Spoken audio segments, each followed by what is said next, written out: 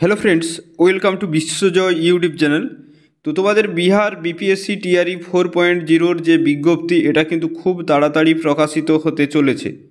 আমরা যদি news paper cutting থেকে দেখো এখানে যে বিহার যে শিক্ষক নিয়োগ, এটা আগস্ট মাসে হওয়ার কথা ছিল, কিন্তু যাই হোক টিআরই 3.0 রি এক্সাম বা অন্যান্য কারণবশত এটি পিছিয়ে গেছে।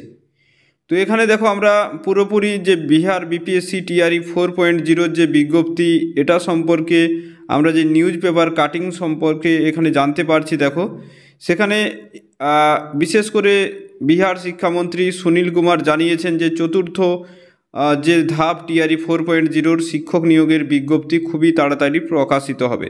তোমাদের ফর্ম ফিল আপটি কিন্তু খুব তাড়াতাড়ি হয়ে যেতে পারে। তোমাদের জানুয়ারি মাসেও হতে পারে এবং ফেব্রুয়ারি মাসের প্রথমেই হতে পারে।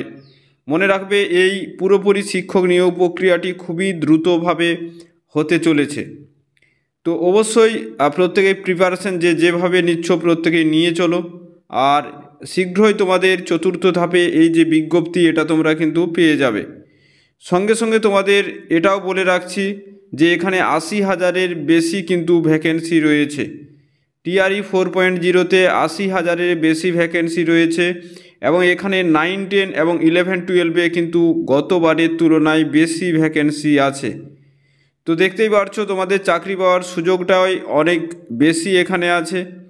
সঙ্গে সঙ্গে তোমরা যদি দেখো যে টিআরই 4.0-র জন্য যে তোমাদের বেঙ্গলি বিষয়ের জন্য যে পেড ব্যাচটি নিয়ে আসা হয়েছিল ডিসেম্বরের 4 ডিসেম্বর থেকে 0 লেভেল থেকে সেখানে পড়ানো হচ্ছে।